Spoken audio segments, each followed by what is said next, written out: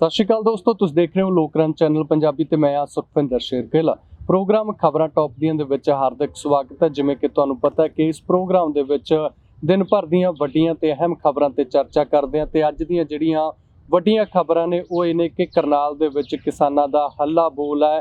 ਉੱਥੇ ਉਹਨਾਂ ਨੇ ਅਣਮਿੱਥੇ ਸਮੇਂ ਲਈ ਜਿਹੜਾ ਧਰਨਾ ਦੇਣਾ ਸ਼ੁਰੂ ਕਰ ਦਿੱਤਾ। ਕੱਲ ਜਿਹੜੀ ਮੀਟਿੰਗ ਹੋਈ ਹੈ ਉਹ ਕਰੀਬ 3 ਮੀਟਿੰਗਾਂ ਹੋਈਆਂ, ਉਸ ਦੇ ਵਿੱਚ ਬੇਸਿੱਟਾ ਰਹੀਆਂ ਨੇ ਤੇ ਇਸ ਤੋਂ ਇਲਾਵਾ ਸਿਮਰਜੀਤ ਸਿੰਘ ਬੈਂਸ ਹੋਰਾਂ ਨੇ ਇੱਕ ਐਲਾਨ ਕੀਤਾ ਜਿਸ ਦੇ ਵਿੱਚ ਉਹ ਕਹਿੰਦੇ ਨੇ ਕਿ ਜੇਕਰ ਸੰਯੁਕਤ ਕਿਸਾਨ ਮੋਰਚਾ ਵਿਧਾਨ ਸਭਾ ਚੋਣਾਂ ਨੇ ਜਿਹੜੀਆਂ ਪੰਜਾਬ ਦੇ ਵਿੱਚ ਉਹਨਾਂ ਨੂੰ ਲੜਦਾ ਹੈ ਤਾਂ ਉਹ ਆਪਣੀ ਸੀਟ ਛੱਡਣ ਨੂੰ ਤਿਆਰ ਨੇ ਤੇ ਪੰਜਾਬ ਭਰ ਦੇ ਵਿੱਚ ਵੀ ਜਿਹੜੀ ਉਹਨਾਂ ਦੀ ਪਾਰਟੀ ਹੈ ਲੋਕ ਇਨਸਾਫ ਪਾਰਟੀ ਉਹ ਕਿਸਾਨਾਂ ਦੇ ਨਾਲ ਖੜੀ ਹੈ।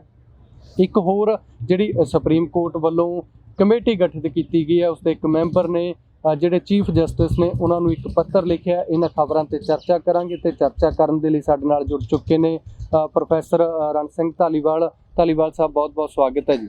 ਮਿਹਰਬਾਨੀ ਜੀ, ਮਿਹਰਬਾਨੀ, ਸ਼ੁਕਰੀਆ ਤੁਹਾਡਾ। ਤੁਹਾਡੇ ਰਾਹੀਂ ਸਰੋਤਿਆਂ ਨੂੰ ਵੀ ਸਤਿ ਸ਼੍ਰੀ ਅਕਾਲ ਜੀ।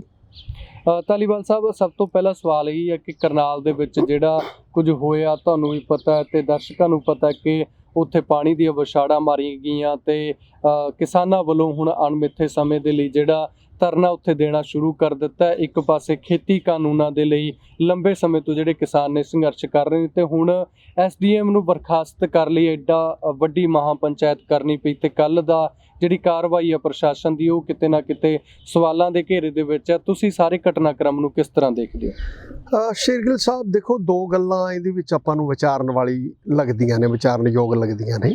ਇੱਕ ਕਿ ਜਦੋਂ ਕੋਈ ਵੀ ਐਜੀਟੇਸ਼ਨ ਜਦੋਂ ਹੁੰਦੀ ਹੈ ਨਾ, ਇਹ ਦੋ ਧਿਰਾਂ 'ਚ ਲੜਾਈ ਹੁੰਦੀ ਹੈ, ਪ੍ਰਸ਼ਾਸਨ ਕਹਿ ਲਓ ਜਾਂ ਸਰਕਾਰ ਕਹਿ ਲਓ, ਤੇ ਇੱਕ ਜਿਹੜੇ ਅੰਦੋਲਨਕਾਰੀ ਨੇ ਉਹਨਾਂ ਵਿੱਚ ਹਮੇਸ਼ਾ ਸਰਕਾਰ ਦਾ ਪੱਖ ਇਹ ਹੁੰਦਾ ਹੈ ਕਿ ਅਸੀਂ ਅੰਦੋਲਨ ਨੂੰ ਕੁਚਲ ਦਈਏ ਤੇ ਅੰਦੋਲਨਕਾਰੀਆਂ ਦਾ ਹਿੱਤ ਇਹ ਹੁੰਦਾ ਹੈ ਕਿ ਜਿਹੜੀਆਂ ਮੰਗਾਂ ਸਾਡੀਆਂ ਨੇ ਉਹ ਮੰਨੀਆਂ ਜਾਣ।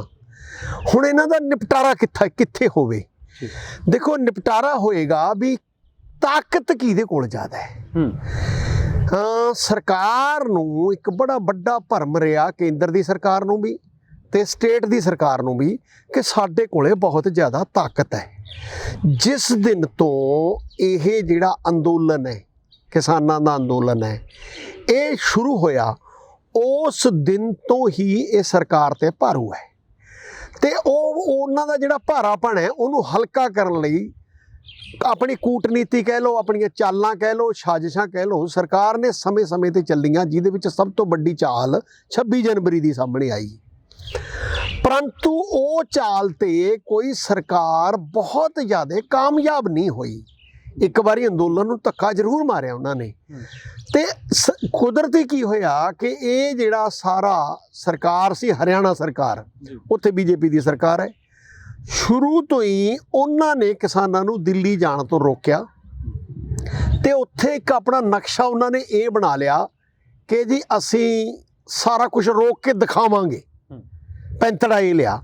ਉਹ ਪੈਂਤੜੇ 'ਚ ਕੀ ਸ਼ੰਭੂ, ਕੀ ਅੱਗੇ ਜਾਂ ਮਤਲਬ ਸਿੰਘੂ ਬਾਰਡਰ, ਹਰ ਥਾਂ ਤੇ ਸਰਕਾਰ ਪਤਲੀ ਪਈ, ਕਮਜ਼ੋਰ ਪਈ, ਜਿਹਦਾ ਮੈਂ ਸਮਝਦਾ ਵੀ ਸਰਕਾਰ ਨੂੰ ਤਾਂ ਇਹ ਲੱਗਦਾ ਹੈ ਕਿ ਸਾਡੀ ਤਾਕਤ ਬਹੁਤ ਹੈ, ਪਰ ਇਹ ਸਾਂਝੀ ਸਰਕਾਰ ਹੋਣ ਕਰਕੇ ਕਿਤੇ ਨਾ ਕਿਤੇ ਭਾਵੇਂ ਜਿਹੜਾ ਦੁਸ਼ਯੰਤ ਚੌਟਾਲਾ ਦਾ ਗਰੁੱਪ ਹੈ ਉਹ ਠੋਕ ਕੇ ਸਰਕਾਰ ਨਾਲ ਖੜਾ ਹੈ, ਪਰ ਉਹਦੀ ਜਿਹੜੀ ਪੈਂਠ ਹੈ ਜਾਂ ਜਿਹੜੀ ਉਹਦੀ ਪਕੜ ਹੈ ਜਾਂ ਜਿਹੜਾ ਉਹਦਾ ਇਮੇਜ ਹੈ ਉਹ ਵੀ ਸਾਰਾ ਜ਼ਿਮੀਂਦਾਰਾ ਪਾਰਟੀ ਦੇ ਤੌਰ ਤੇ ਹੈ ਤੇ ਉਹ ਸਮੇਂ-ਸਮੇਂ ਤੇ ਇੱਕ ਇਸ ਤਰ੍ਹਾਂ ਦਾ ਬਿਆਨ ਮਜਬੂਰੀ ਬਸ ਉਹਨੂੰ ਦੇਣਾ ਪੈਂਦਾ ਹੈ ਕਿ ਕਿਸਾਨਾਂ ਨਾਲ ਧੱਕਾ ਨਾ ਹੋਵੇ, ਕਿਸਾਨਾਂ ਦੇ ਲਾਠੀਚਾਰਜ ਨਾ ਹੋਵੇ, ਕਿਸਾਨਾਂ ਨਾਲ ਜ਼ਿਆਦਤੀ ਨਾ ਹੋਵੇ, ਮੈਂ ਕਿਸਾਨਾਂ ਨਾਲ ਖੜਾ ਜਾਂ ਨਹੀਂ ਖੜਾ ਉਹ ਬਾਅਦ ਦੀ ਗੱਲ ਹੈ, ਪਰ ਇਸ ਗੱਲ ਦੇ ਨਾਲ ਕਿਸਾਨਾਂ ਨੂੰ ਤਾਕਤ ਬਹੁਤ ਮਿਲਦੀ ਹੈ, ਬਲ ਮਿਲਦਾ ਹੈ। ਸੋ ਇਸ ਕਰਕੇ ਹਰਿਆਣਾ ਸਰਕਾਰ ਨੇ ਸ਼ੁਰੂ ਤੋਂ ਇੱਕ ਪੈਂਤੜਾ ਲਿਆ।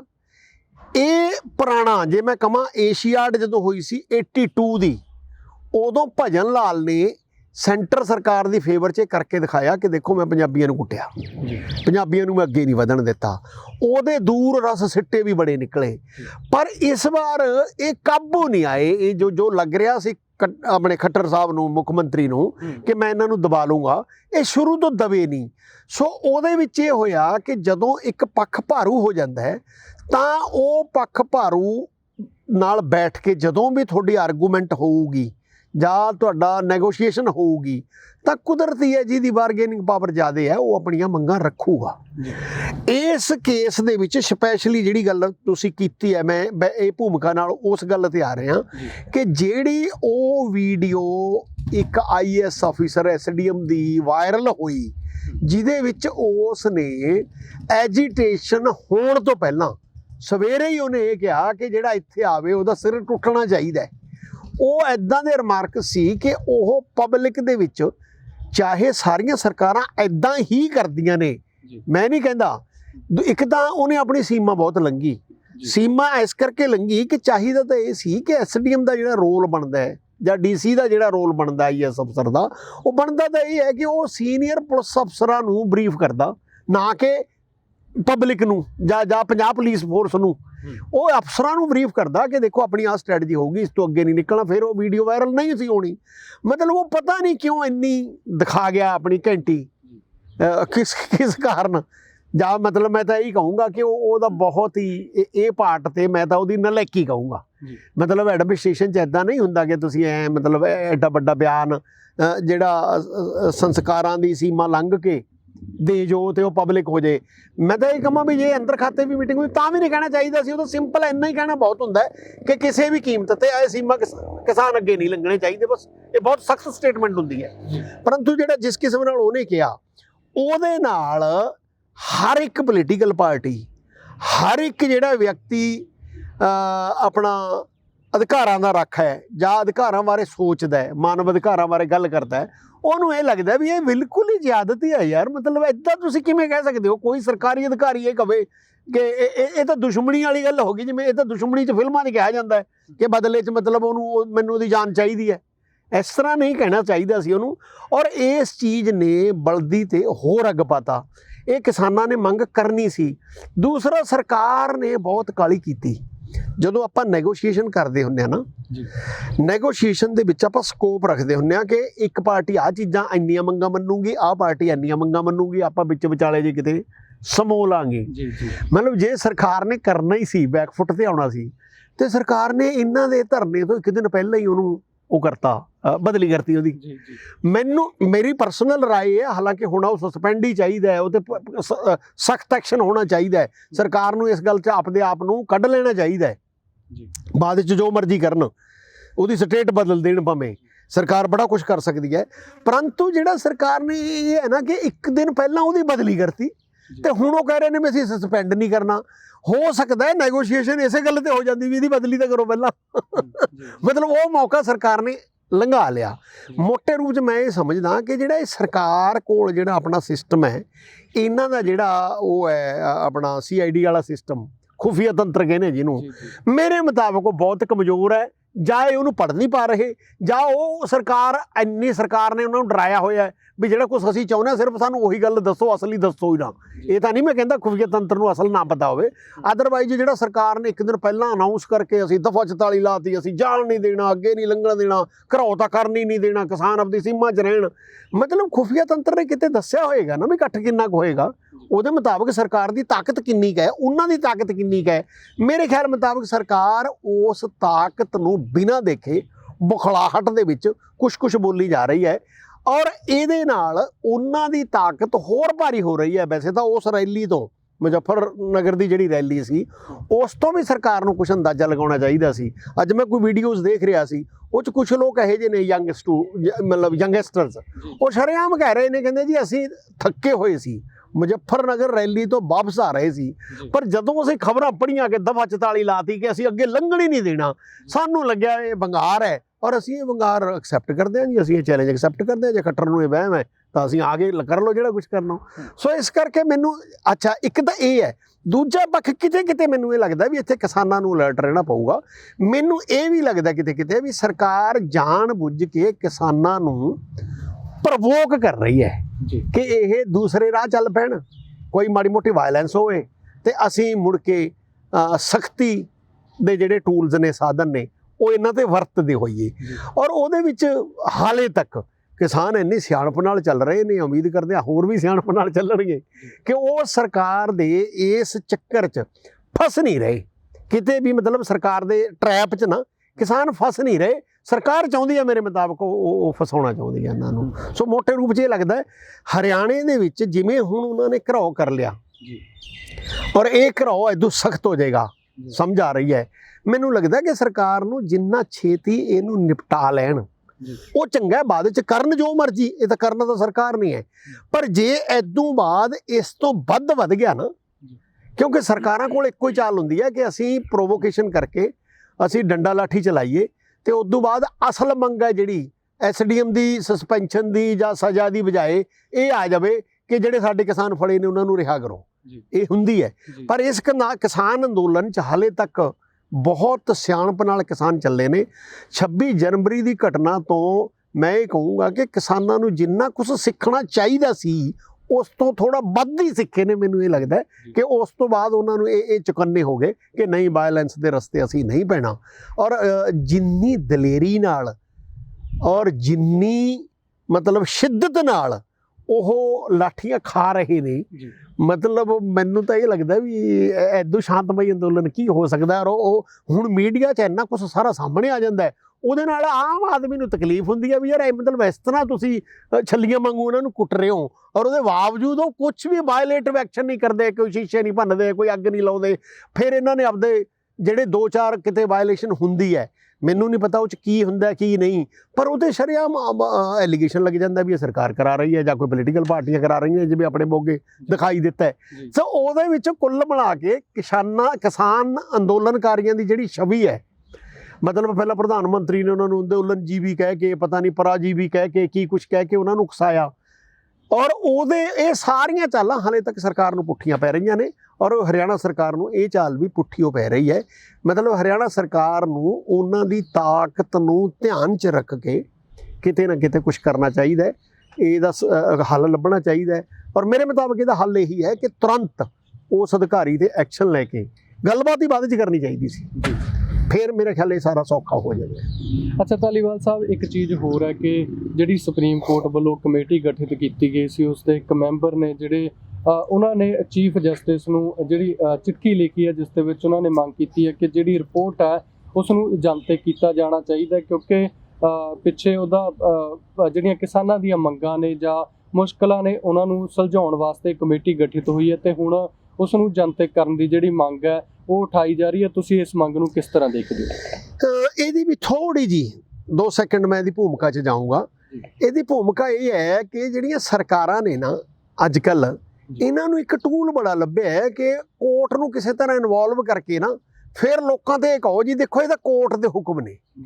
ਇਹ ਚੱਲ ਗਿਆ ਇਹਨਾਂ ਦਾ ਜਿਹੜਾ ਇਹ ਸੀਗਾ ਟੂਲ, ਇਹਨਾਂ ਦਾ ਹਥਿਆਰ, ਇਹ ਚੱਲ ਗਿਆ ਉਦੋਂ ਉਹ ਜਿਹੜਾ ਸੀਗਾ CAA ਵਾਲਾ ਅੰਦੋਲਨ ਦਿੱਲੀ, ਉਹ 'ਚ ਕੋਰਟ ਦਾ ਹੁਕਮ ਆ ਗਿਆ ਕਿ ਜੀ ਰਸਤਾ ਖੋਲੋ, ਰਸਤਾ ਖੋਲ੍ਹਣਾ ਪੈ ਗਿਆ। ਹਾਲਾਤ ਇੱਦਾਂ ਦੇ ਹੋ ਗਏ, ਮੁੜ ਕੇ ਇਹਨਾਂ ਨੇ ਦੰਗੇ ਕਰਾਤੇ ਜਾਂ ਹੋ ਗਏ, ਜੋ ਮਰਜ਼ੀ ਕਹਿ ਲਓ ਉਹਨੂੰ, ਉਹਦੇ ਵਿੱਚ ਅੰਦੋਲਨ ਉਹ ਰੁਲ ਗਿਆ। ਸੋ ਇਹੀ ਪੋਜੀਸ਼ਨ ਇਹਨਾਂ ਨੇ ਇੱਥੇ ਲਈ ਕਿ ਪਹਿਲਾਂ ਤਾਂ ਇਹਨਾਂ ਨੇ ਪਹਿਲੀ ਪੋਜੀਸ਼ਨ ਤਾਂ ਲਈ ਜੀ ਕਿ ਜੀ ਰਸਤਾ ਖਾਲੀ ਕਰਾਓ, ਉਹ ਕੋਰਟ ਨੇ ਕਹਿਤਾ। ਦੂਜਾ ਇਸ ਦੇ ਵਿੱਚ ਕਮਾਲ ਦੀ ਗੱਲ ਇਹ ਹੈ ਕਿ ਕਿਸਾਨਾਂ ਦਾ ਸਟੈਂਡ ਬੜਾ ਕਲੀਅਰ ਹੋ ਗਿਆ, ਅਸੀਂ ਤਾਂ ਰਸਤਾ ਰੋਕਿਆ ਹੀ ਨਹੀਂ, ਸਾਨੂੰ ਤਾਂ ਜੰਤਰ ਮੰਤਰ ਦਿਓ, ਅਸੀਂ ਤਾਂ ਉੱਥੇ ਜਾ ਕੇ ਅੰਦੋਲਨ ਕਰਨਾ ਹੈ। ਮਤਲਬ ਰਸਤਾ ਤਾਂ ਸਾਨੂੰ ਤੁਸੀਂ ਰਸਤੇ 'ਚ ਰੋਕਿਆ ਹੋਇਆ ਹੈ, ਅਸੀਂ ਥੋੜਾ ਰੁਕੇ ਹਾਂ ਉਰੇ, ਇਹ ਤਾਂ ਸਰਕਾਰ ਨੇ ਰੋਕਿਆ। ਔਰ ਇਹ ਗੱਲ ਵੀ ਸਹੀ ਹੈ ਕਿ ਸਰਕਾਰ ਉਹਨਾਂ ਨੂੰ ਇਜਾਜ਼ਤ ਦੇਵੇ ਅੱਗੇ ਜਾਣ ਦੀ। ਅੱਛਾ, ਇਹੀ ਗੱਲ ਉਹਨਾਂ ਦੇ ਫਿਰ ਦੁਬਾਰਾ ਸਰਕਾਰ ਤੇ ਪੁੱਠੀ ਪਈ ਜਦੋਂ ਇਹਨਾਂ ਨੇ ਉੱਥੋਂ ਆਪਣੇ ਜਾਲੀ ਗੁੰਡੇ ਜੇ ਲਿਆ ਕੇ ਰੋੜੇ ਮਰਵਾਏ, ਫਲਾਣਾ ਮਰਵਾਏ, ਕਿੱਲਾ ਲਵਾਈਆਂ, ਦਹਿਸ਼ਤ ਕ੍ਰੀਏਟ ਕੀਤੀ। ਉਹ ਦਹਿਸ਼ਤ ਇਹਨਾਂ ਤੋਂ ਬਣੀ ਨਹੀਂ ਜਿਹੜੀ ਬਣਾਉਣਾ ਚਾਹੁੰਦੇ ਸੀ। ਅੰਦੋਲਨ ਦੁਬਾਰੇ ਜਾਨ ਪੈ ਗਈ, ਅੰਦੋਲਨ ਹੁਣ ਫੇਰ ਆਪਣੀ ਚਰਮ ਸੀਮਾ ਤੇ ਪਹੁੰਚ ਗਿਆ। ਹੁਣ ਜਿਹੜੀ ਗੱਲ ਹੈ ਉਸ ਦੇ ਵਿੱਚ ਇਹ ਹੈ ਕਿ ਕੋਰਟ ਨੂੰ ਇਨਵੋਲਵ ਕਰਕੇ ਇਹਨਾਂ ਨੇ ਫਟਾਫਟ ਉਦੋਂ ਜਨਵਰੀ 'ਚ ਆ ਕੇ ਕਿ ਜੀ ਕੋਰਟ ਨੂੰ ਇਨਵੋਲਵ ਕਰਕੇ ਇੱਕ ਕਮੇਟੀ ਬਣਵਾ ਦਿੱਤੀ ਕਿ 3 ਮਹੀਨਿਆਂ 'ਚ ਕਮੇਟੀ ਇਹ ਕਰੇ ਜੀ, ਇਹ ਕਰੇ। ਸਰਕਾਰ ਚਾਹੁੰਦੀ ਇਹ ਸੀ ਕਿ ਇਹਦੇ ਵਿੱਚ ਕੋਰਟ ਕੋਈ ਆਪਣਾ ਫੈਸਲਾ ਦੇ ਦੇਵੇ ਵੀ ਇੱਥੋਂ ਅੰਦੋਲਨ ਹਟਾਓ ਜੀ, ਫਿਰ ਅਸੀਂ ਪਾਵਰ ਸੱਤਾ ਆਪਦੀ ਤਾਕਤ ਵਰਤ ਕੇ ਹਟਾ ਦਈਏ ਤੇ ਨਾਲ ਅਸੀਂ ਕਹੀਏ ਵੀ ਇਹ 'ਚ ਕਿਤੇ ਵੀ ਮਨੁੱਖੀ ਅਧਿਕਾਰਾਂ ਦਾ ਘਾਣ ਕੋਈ ਨਹੀਂ, ਕਿਤੇ ਵੀ ਜਿਹੜੀ ਲੋਕਤੰਤਰ ਦਾ ਘਾਣ ਨਹੀਂ ਹੈਗਾ, ਤਾਂ ਅਸੀਂ ਤਾਂ ਸਨਮਾਨਯੋਗ ਜਿਹੜੀ ਕੋਰਟ ਹੈ ਸਾਡੀ ਉਹਦੀ ਗੱਲ ਮੰਨ ਕੇ ਇਹ ਐਕਸ਼ਨ ਲੈ ਰਹੇ ਹਾਂ। ਪਰੰਤੂ ਹੈਰਾਨੀ ਦੀ ਗੱਲ ਇਹ ਹੋ ਰਹੀ ਹੈ ਕਿ ਉਸ ਕੋਰਟ ਨੇ ਜਿਹੜੀ ਕਮੇਟੀ ਬਣਾਈ, ਇੱਕ ਤੇ ਉਹ ਜਿਹੜੇ ਜੱਜ ਸਾਹਿਬ ਸੀ, ਉਹ ਰਾਜ ਸਭਾ ਦੇ ਚੀਫ ਜਸਟਿਸ ਸੀ, ਜਿਹੜੇ ਰਾਜ ਸਭਾ ਦਾ ਮੈਂਬਰ ਬਣ ਕੇ ਉਹ ਜਲੂਸ ਜੋ ਸਰਕਾਰ ਦਾ ਤੇ ਕੋਰਟ ਦਾ ਦੋਨਾਂ ਦਾ ਨਿਕਲਿਆ, ਉਹ ਜਨਤਾ ਦੇ ਸਾਹਮਣੇ ਆ ਗਿਆ। ਦੂਸਰਾ, ਜਿਹੜੇ ਹੁਣ ਜੱਜ ਬਣੇ ਨੇ, ਇਹਨਾਂ ਨੇ ਹਾਲ ਦੀ ਘੜੀ ਪਤਾ ਨਹੀਂ ਕਹਾਂ ਕੀ ਹੋਏਗਾ, ਸਟੈਂਡ ਬੜਾ ਕਲੀਅਰ ਲੈ ਲਿਆ ਕਿ ਨਹੀਂ ਜੁਡੀਸ਼ਰੀ ਦਾ ਰੋਲ ਆ ਬਣਦਾ ਹੈ। ਉਹਦੇ ਵਿੱਚ ਇਹ ਕਮੇਟੀ ਪਹਿਲਾਂ ਦੀ ਬਣੀ ਹੋਈ ਹੈ, ਉਹ ਕਮੇਟੀ ਦਾ ਇੱਕ ਮੈਂਬਰ ਜਿਹੜਾ ਉਹ ਸੀ ਮਾਨ, ਉਹ ਛੱਡ ਹੀ ਗਿਆ। ਫਿਰ ਉਹ ਪੀ ਸਾਈਨਾਥ ਪਾਉਣ ਦੀ ਯਤਨ ਹੋਏ, ਇਹ ਹੋਇਆ, ਹੋਰ ਕੋਈ ਮੈਂਬਰ ਪਾ ਲਿਆ, ਉਹ ਪਾ ਲਿਆ, ਜਾਣੀ ਕਿ ਉਹ ਕਮੇਟੀ ਰੁਲਝੇ ਗਈ। ਅੱਛਾ, ਉਹ ਕਮੇਟੀ ਦੀ ਮੈਨੂੰ ਨਹੀਂ ਪਤਾ ਰਿਪੋਰਟ ਕੀ ਹੈ, ਉਹ ਤਾਂ ਲਿਫਾਫੇ 'ਚ ਬੰਦ ਹੈ, ਪਰ ਉਹ ਰਿਪੋਰਟ ਖੋਲ੍ਹ ਲੈਣੀ ਸੀ। ਜੋ ਸ਼ੱਕ ਲੱਗਦੀ ਹੈ ਕਿ ਸਰਕਾਰ ਜਿਹੜੀ ਉਹ ਰਿਪੋਰਟ ਖੋਲ੍ਹ ਨਹੀਂ ਰਹੀ, ਹੋ ਸਕਦਾ ਹੈ ਉਹ ਵੀ ਕੋਈ ਹੱਲ ਨਾ ਪ੍ਰਦਾਨ ਕਰ ਰਹੀ ਹੋਵੇ, ਜਾਂ ਇਹ ਕਹਿ ਲਓ ਵੀ ਸਰਕਾਰ ਨੂੰ ਪੂਰੀ ਤਰ੍ਹਾਂ ਸੂਟ ਨਾ ਕਰਦੀ ਹੋਵੇ। ਅਗਲੀ ਗੱਲ, ਜਿਹੜਾ ਇਸ ਅੰਦੋਲਨ ਦੇ ਉੱਤੇ ਬਾਰ-ਬਾਰ ਸੁਪਰੀਮ ਕੋਰਟ ਨੇ ਕੱਲ ਪਰਸੋਂ ਫੇਰ ਕਹਿਤਾ ਕਿ ਨਹੀਂ, ਰਸਤਾ ਖਿਲਾਉਣਾ ਸਾਡਾ ਕੰਮ ਨਹੀਂ, ਇਹ ਐਡਮਿਨਿਸਟ੍ਰੇਸ਼ਨ ਦਾ ਕੰਮ ਹੈ। ਐਡਮਿਨਿਸਟ੍ਰੇਸ਼ਨ ਉਹਨਾਂ ਨਾਲ ਨੈਗੋਸ਼ੀਏਟ ਕਰੇ, ਨੈਗੋਸ਼ੀਏਟ ਕਰਕੇ ਜੋ ਫੈਸਲਾ ਹੁੰਦਾ ਉਹ ਹੱਲ ਕਰਨ ਆਪਦਾ। ਮਤਲਬ ਇਹ ਹੁਣ ਹਰ ਗੱਲ 'ਚ ਕੋਰਟ ਨੂੰ ਕਿਉਂ ਘੜੀਸਦੇ ਹੋ? ਸੋ ਇਸ ਕਰਕੇ ਮੈਨੂੰ ਇਹ ਲੱਗਦਾ ਹੈ ਜੇ ਉਹਦੀ ਰਿਪੋਰਟ ਖੁੱਲ੍ਹ ਵੀ ਜਾਵੇ, ਪਹਿਲੀ ਗੱਲ ਤਾਂ ਉਹ ਸਰਕਾਰ ਦੀ ਫੇਵਰ 'ਚ ਨਹੀਂ ਹੋਏਗੀ, ਜੋ ਲੱਗ ਰਿਹਾ ਹੈ। ਅੰਦਾਜ਼ੇ ਨੇ, ਕਿਆ ਸਰਾਈਆਂ ਇਹ ਨੇ, ਜੇ ਸਰਕਾਰ ਦੀ ਫੇਵਰ 'ਚ ਹੁੰਦੀ ਨਾ, ਇੰਨੀ ਕਿ ਸਰਕਾਰ ਨੂੰ ਸਮਝ ਹੁੰਦੀ ਆ, ਇਹ ਫਟਾਫਟ ਖਿਲਾ ਲੈਣੀ ਸੀ ਉਹਨਾਂ ਨੇ। ਦੂਜੀ ਗੱਲ, ਜੇ ਉਹਨੂੰ ਆਪਾਂ ਉਹ ਰਿਪੋਰਟ ਦੀ ਗੱਲ ਕਰੀਏ ਨਾ ਵੀ ਖਿਲਾਈ ਹੈ ਜਾਂ ਨਹੀਂ ਖਿਲਾਈ, ਜਾਂ ਠੀਕ ਆਊਗੀ ਜਾਂ ਗਲਤ ਆਊਗੀ, ਜੇ ਉਹ ਰਿਪੋਰਟ ਸਰਕਾਰ ਦੇ ਫੇਵਰ 'ਚ ਵੀ ਹੋਵੇ, ਜਿਸ ਕਿਸਮ ਨਾਲ ਉਹ ਮੈਂਬਰਾਂ ਨੇ ਅਸਤੀਫਾ ਦਿੱਤਾ, ਇੱਕ ਨੇ ਦਿੱਤਾ, ਫਿਰ ਦੂਜਾ ਨਿਕਲ ਗਿਆ, ਤੀਸਰਾ ਉਹ ਸਾਈਨਾਥ ਨੇ ਜੁਆਇਨ ਹੀ ਨਹੀਂ ਕੀਤਾ, ਜਾਂ ਜਿਹਨੇ ਜੁਆਇਨ ਕੀਤਾ ਉਹਨਾਂ ਨੇ ਵੀ ਟੁੱਟੇ ਦਿਲਾਂ ਨਾਲ ਕੀਤਾ। ਉਦੋਂ ਪਹਿਲਾਂ ਅਖਬਾਰਾਂ ਦੇ ਵਿੱਚ ਜੁਡੀਸ਼ਰੀ ਦੀ ਉਹ ਥੂ ਹੋ ਗਈ ਕਿ ਉਹਦੀ ਰਿਪੋਰਟ, ਮੈਨੂੰ ਇਹ ਲੱਗਦਾ ਵੀ ਉਹਦਾ ਕੋਈ ਬਾਹਲਾ ਮੀਨਿੰਗ ਨਹੀਂ ਹੈਗਾ। ਤੇ ਜੇ ਕਿਤੇ ਉਹ ਸਰਕਾਰ ਦੇ ਉਲਟ ਹੋਈ, ਥੋੜੀ ਜਿਹੀ ਵੀ ਕਿਸਾਨਾਂ ਦੇ ਹੱਕ 'ਚ ਹੋਈ, ਫਿਰ ਜਿਹੜਾ ਸਰਕਾਰ ਤੇ ਦਬਾਅ ਹੈ, ਜੁਡੀਸ਼ਰੀ ਤੇ ਦਬਾਅ ਹੈ, ਹੋਰ ਵਧੇਗਾ। ਉਹਦੇ ਨਾਲ ਕਿਸਾਨਾਂ ਨੂੰ ਜਿਹੜੀ ਬਾਰਗੇਨਿੰਗ ਪਾਵਰ ਹੈ, ਉਹਦੀ ਤਾਕਤ ਦਾ ਤਾਂ ਦਿਖਾਈ ਦੇ ਰਹੀ ਹੈ ਪਬਲਿਕ 'ਚ, ਜਿਹੜੀ ਉਹਦੀ ਬਾਰਗੇਨਿੰਗ ਪਾਵਰ ਹੈ ਉਹ ਹੋਰ ਵਧੇਗੀ ਤੇ ਉਹ ਸਰਕਾਰ ਤੇ ਹੋਰ ਭਾਰੇ ਪੈਣਗੇ। ਸੋ ਮੈਨੂੰ ਇਹ ਲੱਗਦਾ ਹੈ ਕਿ ਇਹਨਾਂ ਸਾਰੀਆਂ ਗੱਲਾਂ ਨੂੰ ਦੇਖਦੇ ਹੋਏ ਸਰਕਾਰ ਜੇ ਸਿਆਣੀ ਹੋਵੇ, ਉਹਨਾਂ ਨੂੰ ਚਾਹੀਦਾ ਹੈ ਕਿ ਇਹ ਜਿਹੜਾ ਅੰਦੋਲਨ ਕੇਂਦਰ ਸਰਕਾਰ ਦੇ ਖਿਲਾਫ ਹੈ, ਪਤਾ ਨਹੀਂ ਮੂਰਖਤਾ ਹੀ ਕਹੂੰਗਾ ਮੈਂ ਤਾਂ ਇਸ ਗੱਲ ਨੂੰ, ਕਿ ਹਰਿਆਣਾ ਸਰਕਾਰ ਆਪਣੇ ਗੱਲ ਪਾ ਰਹੀ ਹੈ ਵੀ ਨਹੀਂ, ਇਹ ਲੜਾਈ ਸਾਡੇ ਨਾਲ ਹੈ। ਮਤਲਬ ਪਤਾ ਨਹੀਂ ਕਿਉਂ ਇਹ ਉਹਨੂੰ, ਮਤਲਬ ਇਹਦੇ ਵਿੱਚ ਮੈਨੂੰ ਇਹ ਲੱਗਦਾ ਹੈ ਕਿ ਮੁੱਖ ਮੰਤਰੀ ਦੀ ਬਲੀ ਚੜ੍ਹ ਜੇਗੀ। ਮਤਲਬ ਇਸ ਤਰ੍ਹਾਂ ਦਾ ਕੰਮ ਹੁੰਦਾ ਹੈ। ਇਹ ਨਹੀਂ ਪਤਾ ਕੱਲ ਨੂੰ ਮਤਲਬ JGP, ਕਿਉਂਕਿ ਮੈਜੋਰਿਟੀ ਹੈ ਨਹੀਂ, ਕੱਲ ਨੂੰ JJP, ਜਿਵੇਂ ਹੁਣ ਅਸੀਂ ਅੱਜ ਮੰਗ ਹੋ ਰਹੀ ਹੈ ਨਾ ਕਿ SDM ਨੂੰ ਹਟਾਇਆ ਜਾਵੇ, ਜਾਂ ਜਿਹੜਾ ਉਹ IS ਅਫੀਸਰ ਸੀਗਾ ਕਿ ਉਹਨੂੰ ਟਰਮੀਨੇਟ ਕਰੇ, ਜਾਂ ਉਹਦੀ ਸਸਪੈਂਡ ਕਰੇ, ਜਾਂ ਉਹ 'ਤੇ ਇਮੀਡੀਏਟ ਐਕਸ਼ਨ ਲਵੇ। ਸਸਪੈਂਸ਼ਨ ਕੋਈ ਸਜ਼ਾ ਨਹੀਂ ਹੁੰਦੀ, ਪਰ ਜੇ ਸਰਕਾਰ ਇਮੀਡੀਏਟ ਉਹਨੂੰ ਸਸਪੈਂਡ ਕਰ ਦਿੰਦੀ, ਸਸਪੈਂਡ ਕਰਕੇ ਟੇਬਲ 'ਤੇ ਬੈਠਦੇ, ਸ਼ਾਇਦ ਇਹਦਾ ਕੋਈ ਹੱਲ ਨਿਕਲਿਆ ਆਉਂਦਾ। ਮਤਲਬ ਕਿਸਾਨ ਸ਼ਾਇਦ ਕਿਸੇ ਗੱਲ 'ਤੇ ਨੈਗੋਸ਼ੀਏਸ਼ਨ ਆ ਜਾਂਦੀ ਹੈ। ਪਰ ਜਿਹੜੀ ਇਹ ਸਰਕਾਰ ਦੀ ਜਿੱਦ ਹੈ ਨਾ, ਇਹ ਸਰਕਾਰ ਨੂੰ ਫਸਾ ਰਹੀ ਹੈ। ਔਰ ਇਹ 'ਚ ਮੈਨੂੰ ਇਹ ਲੱਗ ਰਿਹਾ ਕਿ ਅਲਟੀਮੇਟਲੀ ਮੰਗ ਕੋਈ ਇੱਦਾਂ ਦੀ ਨਾ ਹੋ ਜੇ ਕਿ ਜੀ ਸਾਡੀ ਤਾਂ ਮੰਗ ਇਹ ਹੈ ਕਿ ਮੁੱਖ ਮੰਤਰੀ ਹਟਾਇਆ ਜਾਵੇ। ਔਰ ਇਹ ਗੱਲ 'ਚ ਜੇ ਕਿਤੇ ਦੁਸ਼ਯੰਤ ਚੌਟਾਲਾ, ਟੈਕਨੀਕਲੀ ਮੈਂ ਤੁਹਾਨੂੰ ਦੱਸ ਰਿਹਾ, ਸਟ੍ਰੈਟਜੀਕਲੀ, ਜੇ ਦੁਸ਼ਯੰਤ ਚੌਟਾਲਾ ਵੀ ਇਹ ਸਟੈਂਡ ਲੈ ਗਿਆ ਕਿ ਹਾਂਜੀ ਮੁੱਖ ਮੰਤਰੀ ਬਦਲੋ, ਸਾਨੂੰ ਵੀ ਇਹ ਐਕਸੈਪਟ ਹੈ, ਕਿਸਾਨਾਂ ਦੀ ਮੰਗ ਮੰਨ ਲਓ, ਦੁਸ਼ਯੰਤ ਚੌਟਾਲਾ ਦੀ ਕਿਸਾਨਾਂ 'ਚ ਬੱਲੇ ਬੱਲੇ ਹੋ ਜਾਣੀ ਹੈ ਤੇ BJP ਨੂੰ ਮੁੱਖ ਮੰਤਰੀ ਬਦਲਣਾ ਪੈਣਾ ਹੈ, ਸਰਕਾਰ ਦੀ ਹੋਰ ਹੇਠੀ ਹੋਊਗੀ। ਸੋ ਮੈਨੂੰ ਇਸ ਤਰ੍ਹਾਂ ਲੱਗ ਰਿਹਾ। ਇਸੇ ਕਰਕੇ ਮੈਂ ਇਹ ਕਹਿਣਾ ਕਿ ਰਿਪੋਰਟ ਵੀ ਨਾਲ ਜੁੜੀ ਗੱਲ ਹੈ। ਜੇਕਰ ਇਹ ਰਿਪੋਰਟ 10% ਵੀ ਕਿਸਾਨਾਂ ਦੇ ਹੱਕ 'ਚ ਹੋਈ, ਤਦ ਸਰਕਾਰ ਨੂੰ ਲੈਣੇ ਦੇ ਦੇਣੇ ਪੈ ਜਾਣਗੇ।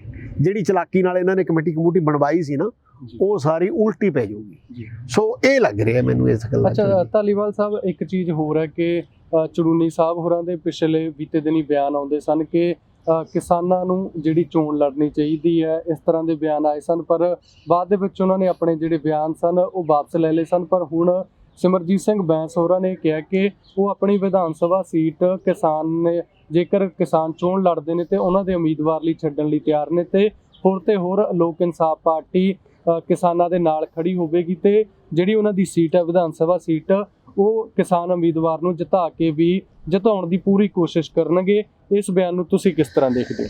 ਇਹਨੂੰ ਮੈਂ ਇਹ ਦੇਖ ਰਿਹਾ ਕਿ ਇਹਦੇ ਵਿੱਚ ਦੋ ਗੱਲਾਂ ਮਹੱਤਵਪੂਰਨ ਹੋਈਆਂ ਨੇ। ਇੱਕ, ਅਕਾਲੀ ਦਲ ਆਪਣੇ 100 ਦਿਨ ਦਾ ਪ੍ਰੋਗਰਾਮ ਲੈ ਕੇ ਬਹੁਤ ਤੇਜ਼ੀ ਨਾਲ ਅੱਗੇ ਵਧਣਾ ਚਾਹੁੰਦਾ ਸੀ। ਔਰ ਪਿਛਲੇ ਸਮੇਂ 'ਚ ਅਕਾਲੀ ਦਲ ਦੀ ਰਿਲੇਟਿਵਲੀ, ਮੈਂ ਇਹ ਨਹੀਂ ਕਹਿੰਦਾ ਵੀ ਉਹ ਜਿੱਤਣ ਦੀ ਪੋਜੀਸ਼ਨ 'ਚ ਆ ਗਏ, ਰਿਲੇਟਿਵਲੀ ਉਹਨਾਂ ਦੀ ਥੋੜੀ ਹਵਾ ਵੀ ਬਣੀ ਹੈ ਜੀ। ਪਰੰਤੂ ਦਬਾਅ ਥੱਲੇ ਆ ਕੇ ਜਿਹੜਾ ਅਕਾਲੀ ਦਲ ਨੂੰ ਬੰਦ ਕਰਨਾ ਪਿਆ ਆਪਣਾ ਸਿਸਟਮ ਜੀ, ਮੋਗੇ ਦੀ ਘਟਨਾ ਤੋਂ ਬਾਅਦ, ਉਹਦੇ ਨਾਲ ਕਿਸਾਨਾਂ ਦੀ ਚੜ੍ਹਤ ਹੋਈ ਹੈ। ਤੇ ਕਿਸਾਨਾਂ ਨੇ ਇਹ ਬਿਆਨ ਦੇ ਕੇ ਕਿ ਇੰਨੀ ਕਾਹਲੇ ਕਿਉਂ ਕਰ ਰਹੇ ਨੇ, ਇਹਨਾਂ ਨੂੰ ਰੁਕ ਜਾਣਾ ਚਾਹੀਦਾ, 2 ਮਹੀਨੇ ਪਹਿਲਾਂ ਇਲੈਕਸ਼ਨ ਹੁੰਦੀ ਹੈ। ਜਾਣੀ ਕਿ ਮੈਨੂੰ ਇਹ ਲੱਗ ਰਿਹਾ ਕਿ ਕਿਸਾਨ ਵੀ ਇਹ ਚਾਹੁੰਦੇ ਨੇ ਕਿ ਜੇ ਅਸੀਂ ਇਲੈਕਸ਼ਨਾਂ 'ਚ ਭਾਗ ਲੈਣਾ ਹੈ, ਕਿਹੜੀ ਪਾਰਟੀ ਦੀ ਮਦਦ ਕਰਨੀ ਹੈ, ਜਾਂ ਆਪ ਲੈਣਾ ਹੈ, ਜਾਂ ਸਿੱਧਾ ਲੈਣਾ ਹੈ, ਜਾਂ ਕਿਸੇ ਦੇ ਰਾਹੀਂ ਲੈਣਾ ਹੈ ਹਿੱਸਾ। ਮੈਨੂੰ ਇਹ ਲੱਗਦਾ ਵੀ ਉਹ ਚਾਹੁੰਦੇ ਨੇ ਕਿ ਵੀ ਇਹਨੂੰ ਹਜੇ ਪ੍ਰਲੋਂਗ ਕੀਤਾ ਜਾਵੇ, 2 ਮਹੀਨੇ ਪਹਿਲਾਂ ਸਮੇਂ ਤੇ ਕਿਤੇ ਡਿਸਾਈਡ ਕੀਤਾ ਜਾਵੇ, ਉਹ ਠੀਕ ਹੈ। ਔਰ ਇਹ ਹੈ ਵੀ ਵੱਡੀ ਸਿਆਣਪ ਹੈ ਜੀ। ਔਰ ਉਹਦੇ ਵਿੱਚ ਬੈਂਸ ਨੇ ਜਿਹੜੀ ਪਹਿਲ ਕੀਤੀ ਹੈ ਜੀ, ਇੱਕ ਤਾਂ ਉਹਨੇ ਪਹਿਲ ਕੀਤੀ ਹੈ, ਇਹਦੇ ਨਾਲ ਕਿਸਾਨਾਂ ਦੇ ਸੰਯੁਕਤ ਮੋਰਚਾ ਨੂੰ ਬਲ ਮਿਲਿਆ ਕਿ ਜੇਕਰ ਤੁਸੀਂ ਲੜਨਾ ਚਾਹੁੰਦੇ ਹੋ ਜਾਂ ਕੁਝ ਵੀ ਡਿਸੀਜਨ ਲੈਂਦੇ ਹੋ, ਮਤਲਬ ਇਹਦੇ ਨਾਲ ਹੋ ਸਕਦਾ ਕੱਲ ਨੂੰ ਕਿਸਾਨ ਕਹਿਣ ਵੀ ਘੱਟੋ ਘੱਟ ਇਸ ਸੀਟ ਤੇ ਤਾਂ ਤੁਸੀਂ ਇਹਦੀ ਮਦਦ ਕਰੋ ਜੀ, ਇਹ ਚੀਜ਼ ਦਾ ਉਹਨੂੰ ਬਲ ਮਿਲੂਗਾ। ਤੇ ਦੂਸਰਾ, ਦੂਜੀਆਂ ਰਾਜਨੀਤਿਕ ਪਾਰਟੀਆਂ ਦੇ ਉੱਤੇ ਵੀ ਪ੍ਰੈਸ਼ਰ ਆਇਆ ਕਿ ਤੁਸੀਂ ਇਸ ਗੱਲ ਨੂੰ ਮੰਨੋ। ਔਰ ਇਹਦੇ ਵਿੱਚੋਂ ਕੋਈ ਇਹੋ ਜਿਹਾ ਤੀਸਰਾ ਬਦਲ ਨਿਕਲ ਸਕਦਾ ਹੈ। ਦੇਖੋ, ਪੰਜਾਬ ਦੇ ਵਿੱਚ ਤੀਸਰਾ ਬਦਲ ਤਾਂ ਹੀ ਨਿਕਲ ਸਕਦਾ ਹੈ, ਅਦਰਵਾਈਜ਼ ਜਿਹੜੀ ਲੜਾਈ ਹੈ ਉਹ ਸਿੱਧੀ ਹੁਣ 3 ਧਿਰਾਂ ਦੀ ਹੈ ਜੀ, ਅਕਾਲੀ ਦਲ, ਕਾਂਗਰਸ ਤੇ ਆਪ ਪਾਰਟੀ। ਕੌਣ ਕਿੱਥੇ ਹੈ ਇਹ ਮਤਲਬ ਡਿਬੇਟ ਦਾ ਵਿਸ਼ਾ ਹੈ ਜੀ। ਪਰੰਤੂ ਜੇ ਕੋਈ ਹੋਰ ਬਦਲ ਬਣ ਸਕਦਾ ਹੈ ਜਿਹਦੇ ਵਿੱਚ ਸੰਯੁਕਤ ਅਕਾਲੀ ਦਲ ਹੋ ਸਕਦਾ ਹੈ, ਬੈਂਸ ਬ੍ਰਦਰਸ ਇਹ ਹੋ ਸਕਦੇ ਨੇ, ਕੋਈ ਹੋਰ ਨਿੱਕੀ ਛੋਟੀ ਪਾਰਟੀ ਹੋ ਸਕਦੀ ਹੈ, ਤੇ ਇਟਸੈਲਫ ਸੰਯੁਕਤ ਮੋਰਚਾ ਹੋ ਸਕਦਾ ਹੈ। ਤੇ ਜੇਕਰ ਇਦਾਂ ਦਾ ਕੋਈ ਚੌਥਾ ਇੱਕ ਹੋਰ ਫਰੰਟ ਬਣਦਾ ਹੈ, ਪਰ ਉਹ ਬਣੂਗਾ ਨੇੜੇ ਜਾ ਕੇ, ਔਰ ਇਸ ਨੂੰ ਤਾਕਤ ਮਿਲ ਸਕਦੀ ਹੈ। ਕਿਸਾਨ ਇਸ ਨਾਲ ਠੰਡੇ ਦਿਮਾਗ ਨਾਲ ਚੱਲ ਰਹੇ ਨੇ। ਹਾਂ, ਇਹ ਗੱਲ ਮੈਂ ਫੇਰ ਕਹਿਣਾ ਕਿ ਉਹ ਜਿਹੜਾ ਬਿਆਨ ਉਹਨਾਂ ਨੇ ਦਿੱਤਾ ਹੈ ਆਪਣੇ ਬੈਂਸ ਬ੍ਰਦਰਸ ਵੱਲੋਂ, ਉਸ ਦਾ ਦੂਜੀਆਂ ਜਿਹੜੀਆਂ ਪਾਰਟੀਆਂ ਨੇ ਦਬਾਅ ਉਹਨਾਂ ਤੇ ਆਏਗਾ ਕਿ ਅਸੀਂ ਵੀ ਕਿਸਾਨਾਂ ਦੇ ਨਾਲ ਚੱਲੀਏ। ਔਰ ਅਕਾਲੀ ਦਲ ਤੇ ਦਬਾਅ ਆਇਆ, ਅਕਾਲੀ ਦਲ ਨੇ ਐਕਸੈਪਟ ਕੀਤਾ ਕਿ ਮੈਂ 7 ਦਿਨਾਂ ਲਈ ਪੋਸਟਪੋਨ ਕਰਦਾ। ਸੋ ਮੈਨੂੰ ਮੋਟੇ ਰੂਪ ਵਿੱਚ ਇਹ ਤਾਂ ਨਹੀਂ ਮੈਂ ਲੱਗਦਾ ਕਿ ਇਹਦੇ ਨਾਲ ਵੀ ਇੱਕਦਮ ਕਿਸਾਨਾਂ ਨੂੰ ਕਲੀਅਰ ਹੋ ਗਿਆ ਕਿ ਉਹ ਚੋਣ ਲੜਨ ਵੱਲ ਵੱਧ ਗਏ, ਪਰ ਇਹ ਜ਼ਰੂਰ ਹੈ ਕਿ ਇੱਕ ਰਸਤਾ ਖੁੱਲਿਆ ਔਰ ਬੈਂਸ ਬ੍ਰਦਰਸ ਨੇ ਬਾਕੀ ਰਾਜਨੀਤਿਕ ਪਾਰਟੀਆਂ ਤੇ ਵੱਡਾ ਦਬਾਅ ਪਾਇਆ ਜੀ। ਧਾਲੀਵਾਲ ਸਾਹਿਬ, ਤੁਸੀਂ ਸਮਾਂ ਦਿੱਤਾ, ਬਹੁਤ ਬਹੁਤ ਸ਼ੁਕਰੀਆ। ਥੈਂਕ ਯੂ ਜੀ, ਥੈਂਕ ਯੂ। ਇਹ ਸਨ ਸਾਡੇ ਨਾਲ ਰਣ ਸਿੰਘ ਧਾਲੀਵਾਲ ਜੀ, ਜਿਨ੍ਹਾਂ ਨੇ ਜਿਹੜਾ ਕਿਸਾਨੀ ਮੁੱਦੇ ਨੇ ਤੇ ਰਾਜਨੀਤਿਕ ਮੁੱਦੇ ਨੇ ਉਹਨਾਂ ਤੇ ਆਪਣੇ ਵਿਚਾਰ ਰੱਖੇ ਨੇ। ਉਹਨਾਂ ਦੇ ਵਿਚਾਰ ਤੁਹਾਨੂੰ ਕਿਸ ਤਰ੍ਹਾਂ ਲੱਗੇ ਨੇ, ਕਮੈਂਟ ਕਰਕੇ ਜ਼ਰੂਰ ਦੱਸਣਾ। ਅਗਲੀ ਵਾਰ ਕਿਸੇ ਹੋਰ ਮੁੱਦੇ ਤੇ ਗੱਲਬਾਤ ਲੈ ਕੇ ਹਾਜ਼ਰ ਹੋਵਾਂਗੇ। ਉਦੋਂ ਤੱਕ ਦਿਓ ਇਜਾਜ਼ਤ, ਰੱਬ ਰਾਖਾ।